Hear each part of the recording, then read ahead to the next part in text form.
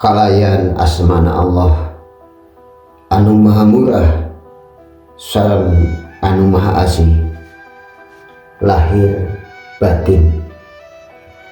Robi jidni ilma wallahu yaqulul haq wa huwa yahdi sabila bi qudratillah bi iradatillah bi fadlillah bi mujizatillah bi karamatillah.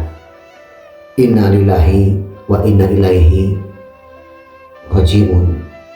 La haula wa la quwata illa billah illa alil adim.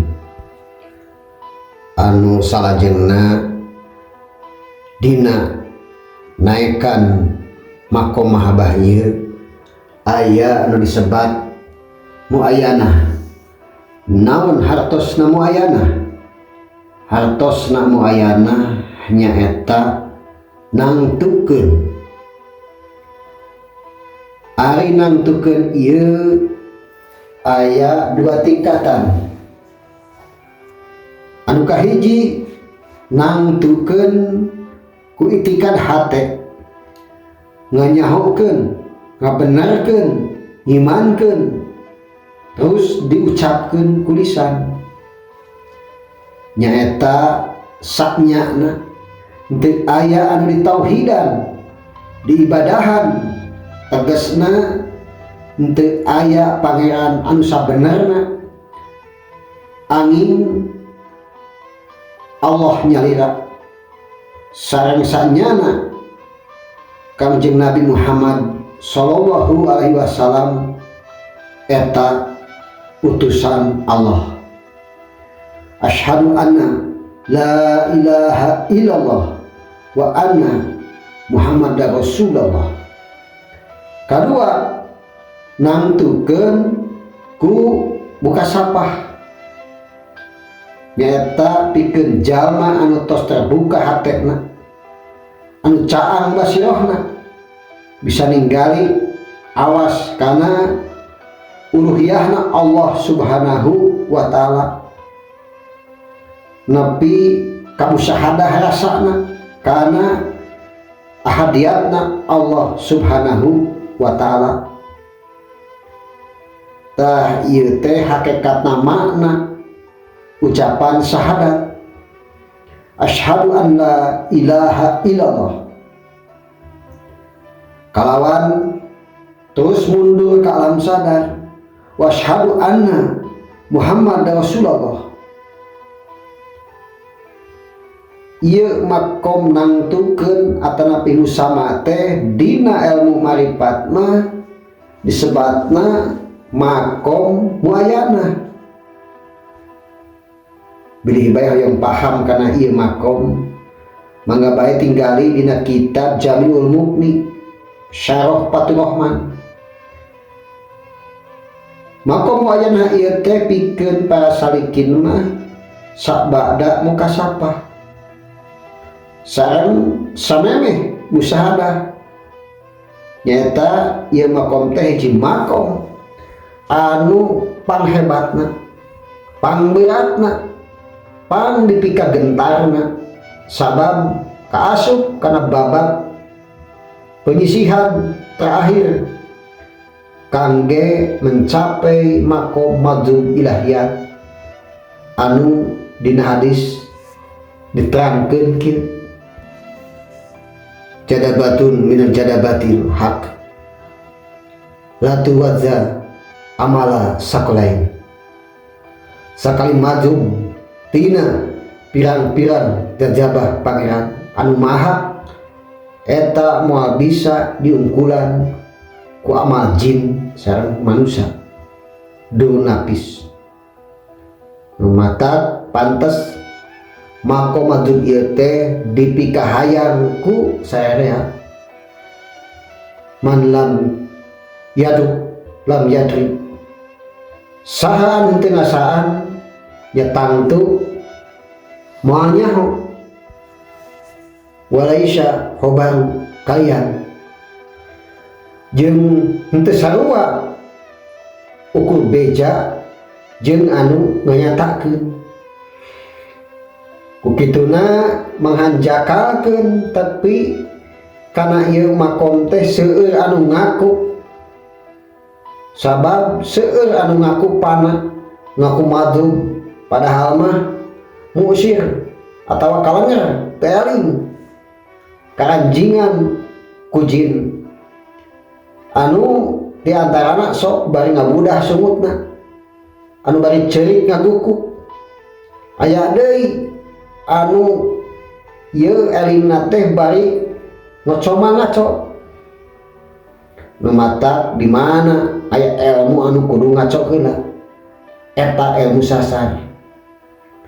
Ngan kulantaran teu nyarahun teh nu kituna, nu ninggalina, guruna, muridna, sarua ratoh bari nyebutkeun cenah eta teh keur pana, keur maju. Malah aya deui kanu gelo oge majar teh keur maju. Tah ieu teh sadayana oge timbul tina kabodohan, henteu terangeun kana tarik pana sareng madu. Sokomo kana hakikat maripatna, malah henteu maripat afal acan, sabab kana tajali apa oge cangkung si ngasaan. Allahu Akbar, asyhadu an la ilaha illallah wa asyhadu anna Muhammadar Rasulullah. Salajengna hari ieu makomo ayana ieu teh pikeun para arifin mah nyaeta makom sabada musyahadah, nyaeta anu susunan teh kieu marifat, mukasafah, musyahadah, muayana. Ayeuna soal dupi eta anu sok nyahoan kana eusi hate batur bisa ninggali ka arwah anu tos marangot sarta bisa ngobrol jeung bangsa jin, sareng bisa ninggali kanu jauh sanajan ribuan kilometer anggangna, sareng sajabina ti eta. Tah kumaha eta anu kitu? Cenah eta oge ngaranna teh mukasafah. Jawabanana kieu, bener eta oge sok dingaranan mukasafah, tapi sanes mukasafah anu dituju ku ahli marifat. Margi ari ngaran mukasafah cek ahli marifat mah nyaeta al-huka safatu hiya khudurun la yupatu bil bayan. Ari mukasafah teh nyaeta hadir sarta Allah anu henteu bisa disipatan ku penerangan. Saur Imam Asy-Sya'rani rahimahullah anu wafat 877 Hijriah,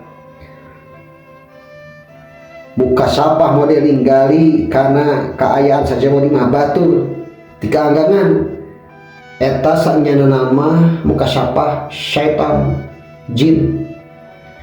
Sareng deui mukasafah model kitu mah biasana tina ilmu hikmat, nyata aya babacaanana anu lamun kataekan buahna teh nyata samodel kitu.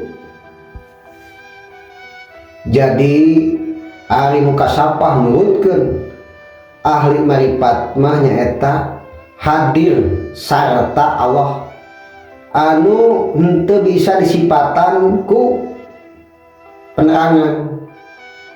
Anu samemehna bisa hadir kitu teh nyaeta terbuka nah hijab hatena, brai katinggali jelas rohanina, nur wungkul wajai dina lautan nur anu tanpa wates wanana, sub kaita alam les alam jasadna, alam mulki, leungit karungkuk kucaan sarta pasti leungit waham sareng khoyalna, sangkaan sang cita-cita otakna. Tah ieu mukasafah mungguh ahli marifat. sapantos kitu teras ditingkatkeun deui nurna kanu leuwih caang. Tibatan eta nur nyata nur asal tidinya balik deui ka dinya. Ta ieu teh alam asma sareng sifat. Dina makom ieu muayana teh nyata nyebat oge Jabarut. Ari ieu nur teh nyata nur Kangjeng Nabi Muhammad sallallahu alaihi wasallam. Hapunten rada panjang jawabanana. Perkawis muka sapah muayana. Kumargi seueur anu sok nyanyahwanan sareng aakuanan. Anu antukna loba anu katipu di kalangan awam sareng hos. Sarengna memang oge simkuring teu asa mendakan anu nerangkeun sareng anu ngahukuman kanu muka sapah muayana. Sareng deui seueur anu teu acan terangeun kana bedana ilmu marifat sareng ilmu hikmat. Nantukna seueur tukang hikmat anu ngaku marifat, malah seueur dukun anu ngaku marifat, ngaku ahli hakikat.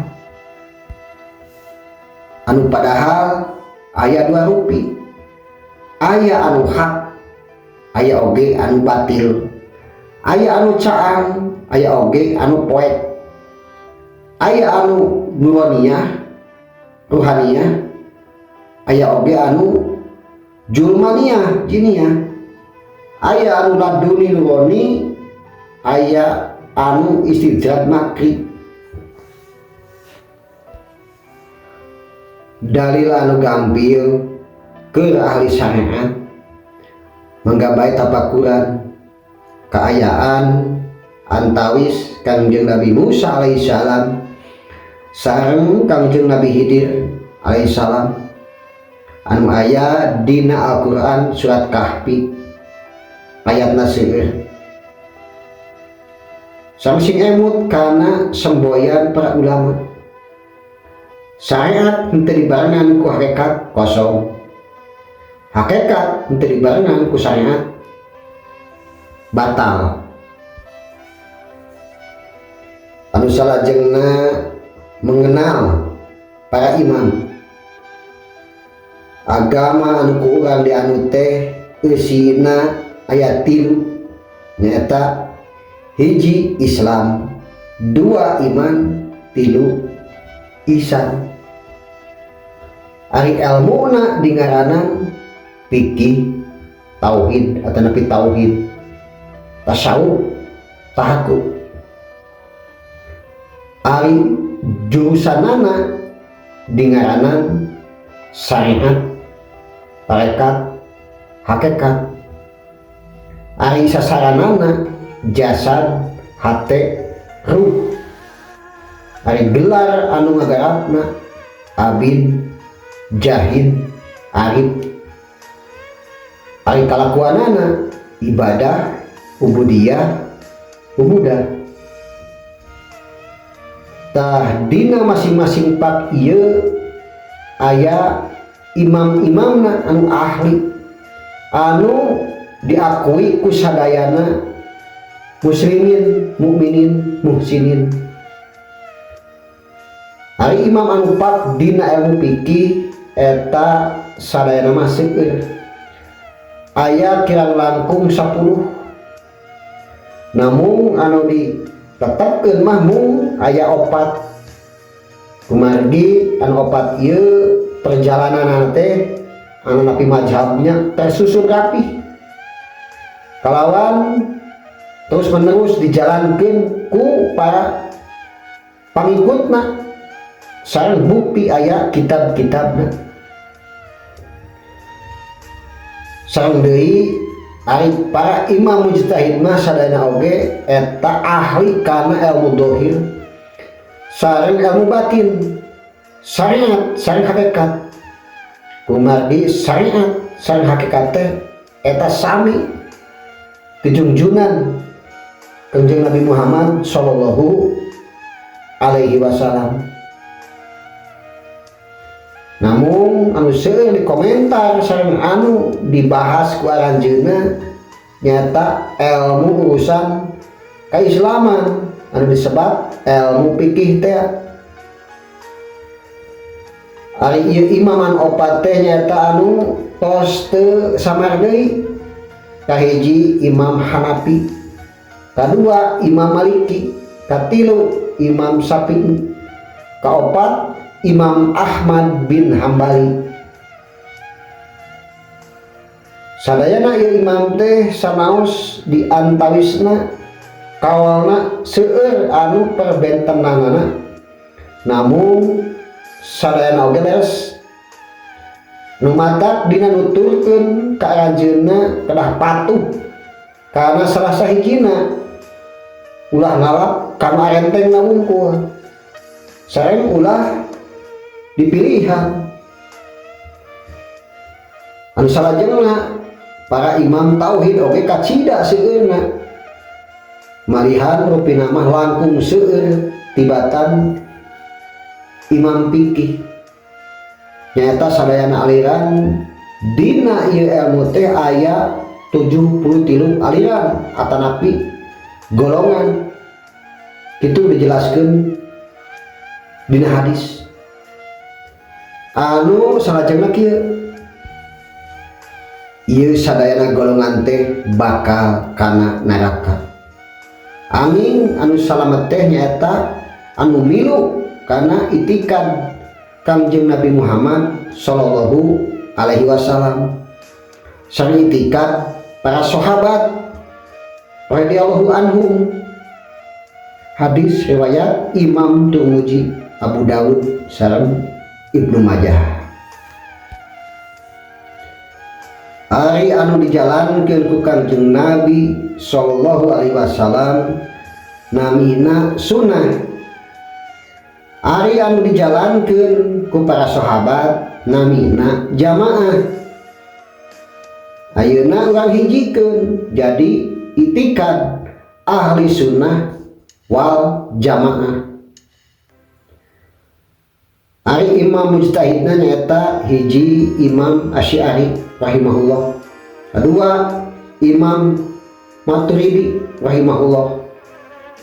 Ta ieu teh katalah imam ahli sunnah wal jamaah dina tauhid umum anu pelajaranana diringkeskeun dina aqaid sifat 20 atawa disebut aqaid khamsin anu perincianana 20 sifat anu wajib di Allah, 20 sifat anu mustahilna, hiji sifat anu wenangna di Allah.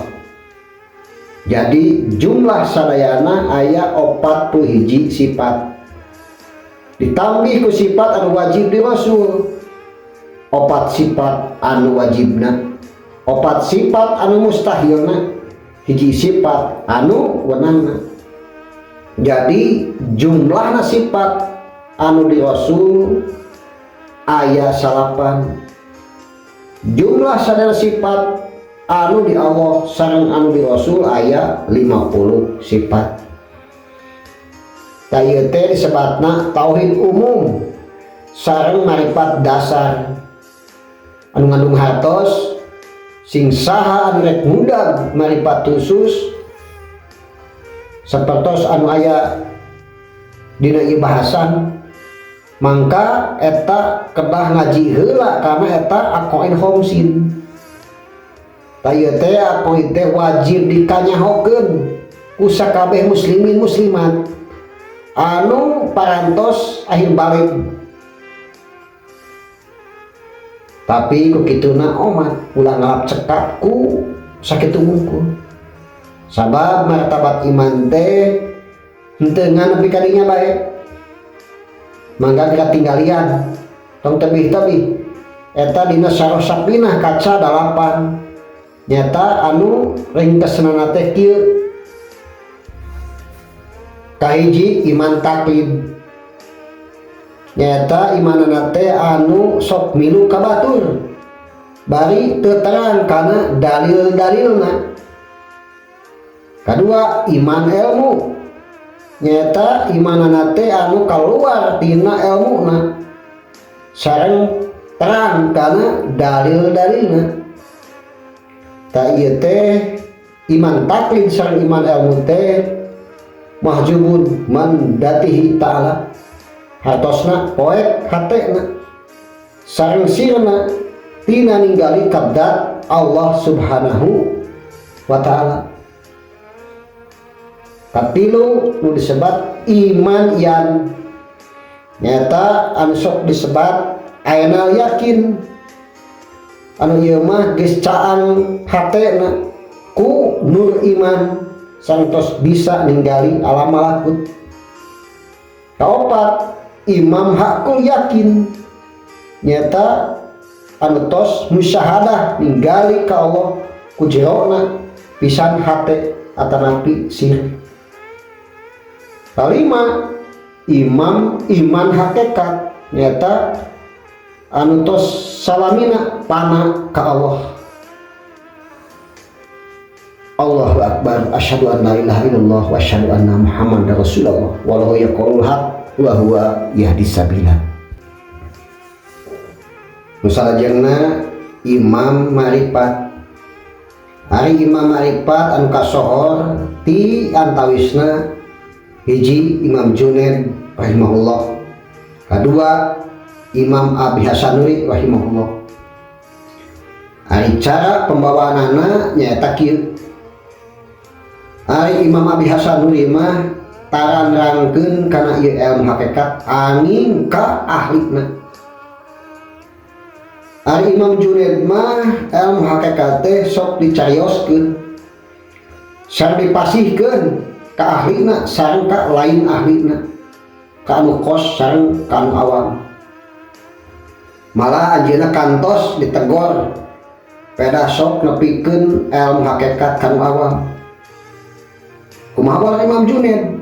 Nya, tapi sim kuring ngajak ka anu awam ieu dipayuneun Allah.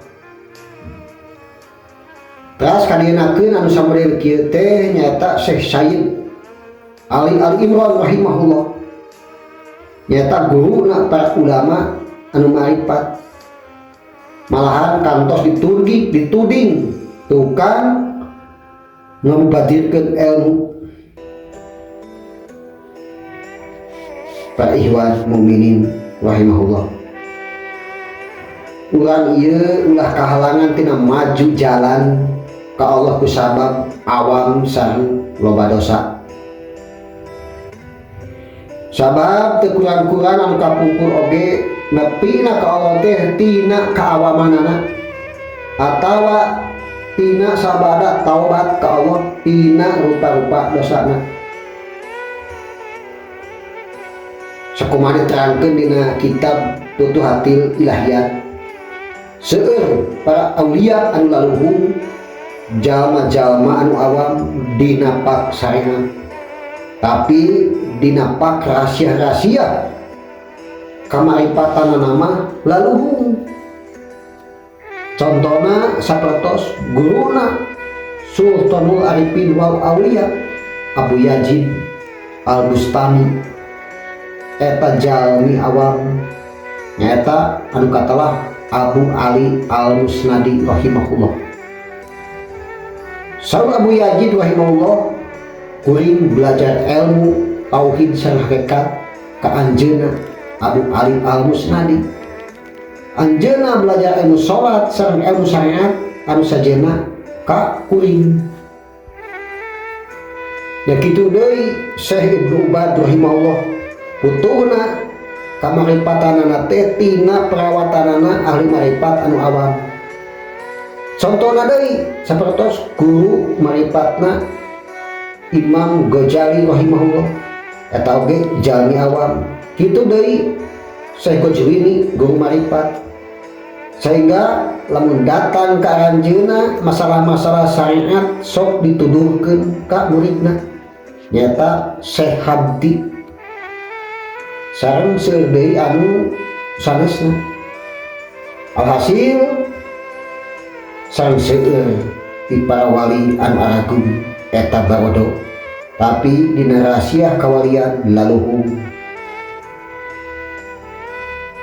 Imam Al-Ghazali sang Imam As-Sajali dina cara pengajaran makom isan eta dititik beratkeun ku Imam Ghazali kedah salamina ngarasa Pak Inahuyar hartosna salamina urang ieu ngarasa ditinggali ku Allah.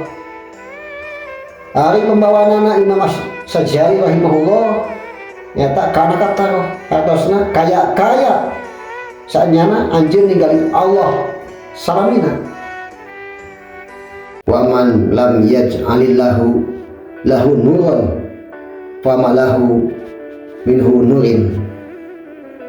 Nu hartosna jeung sing saha anu henteu ngajadikeun Allah keur manehna nur, mangka moal keur maranehna meunang nur.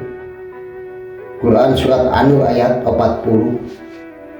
Jadi sing saha jalma anu teu dipasihan caan hatena ku Allah mangka eta moal caan.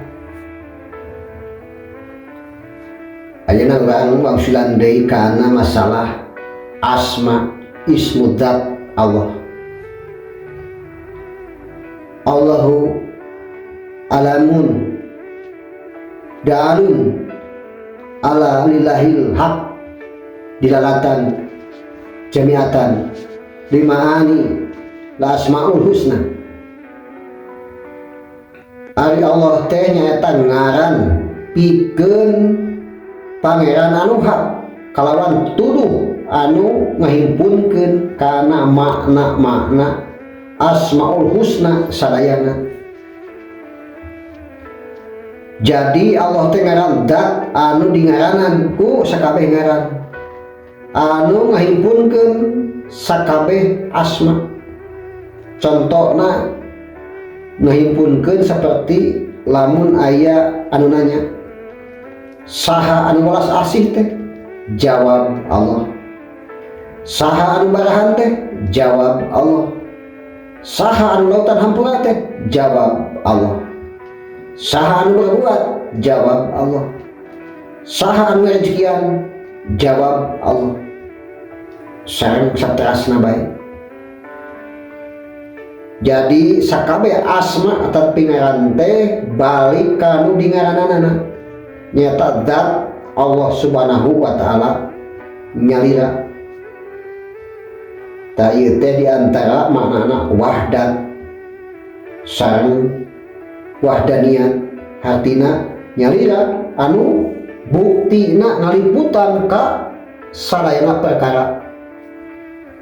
Jadi anu ngaliputan ka sadayana sanyana mah nyalira bari henteu itihad sareng hulul masuk si Allah tina eta kaayaan. Ari itikad anu samodel kieu nyaeta itihad sareng hulul manunggal sareng nitis biasana itikad ahli kabatinan sareng hakikat mingkung. Anu ka Allah teh ngalap cekat ku percaya unggul. Anu tekadna teh geus teu kudu ibadah sangat sagarupi. Sabab maranehana ngerasa geus manunggal jeung Allah. Maksud si Allah tina tekad anu saperti kitu. Tapi dina makompana oge aya bahasa ijtihad nyaeta ijtihad fil wahdat. Sapali ahli marifat ngadamel contoh supaya ngadeukeutkeun kana paham. Tapi henteu aya dina hakikatna nama. Nyata sakotos kieu. Kaca anu dipulas ku rupa-rupa warna. Hideung, koneng, biru, beureum, hejo. Terus dipoekeun kana panon poe. Geus tangtu bakal tembong dina tani masing-masing kalangkangna eta sarena warna anu aya dina eta kaca. Bari eta cahaya panon poe teh henteu pindah terus ngahiji jeung eta kaca. Dohir eta sadayana sifat sareng warna. Padahal panon poe nanama hiji. Mangga gerak urang tapakuran, talitian. Saha anu paham kana makna wahdat atawa wahdaniyat dina makom umum sang makom khusus, niscaya jadi ahli tauhid anu sabenerna. Anu taripatna wahdat teh nyaeta nyalira tapi nyaliara, nyaliara tapi nyalira, hiji tapi loba, loba tapi hiji. Jadi loba nana teh loba nisbat, loba sesebutan nana. Ari sesebutan ieu hakikatna nama henteu aya. Nyata lamun ditinggali kaayaanana sang bukti nama memang loba. Tapi lamun dibalikeun ka pusat nama ilahiyat eta hiji. Nu mata Saur Syekh Nafis rahimahullah dina kitabna esa derek singkuring anu arif di mana anjeun tos hasil ieu makom tauhid asma, mangka Allah Subhanahu wa taala sok tajali kalawan silih ganti antara dua asma al-jami'u sareng al-mani'u, anu ngahimpunkeun sareng anu nyegah.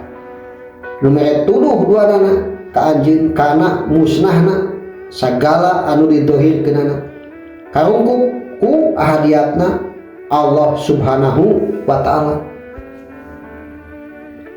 Anu kahiji jenengan Allah al-jami'u hartosna anu ngahimpunkeun nyaeta ngahimpunkeun kasadayana anu didohirkeunana. Carana nyaeta suhudu kasratu fil wahdat hartosna tinggali loba dina hiji. Manana sakabeh alam eta tidak Allah hungkul nyalira, henteu aya tinu sanesna. Kadua jenengan al-mani'u hartosna anu nyegah kalawan datna ka sakabeh anu didohirkeunana. Carana nyaeta suhudul wahdati fil kasrat hartosna tinggali hiji dina loba. Manana tidak Allah timbulna sakabeh alam teu aya tinu sanesna. Kasimpulanana tina ieu dua gelar asma terhimpun sakabeh alam ka Allah Subhanahu wa taala sareng tercegah dina tinu sanesna asal ti Allah balik deui ka Allah. Inna lillahi wa inna ilaihi raji'un. Alhamdulillahi rabbil alamin.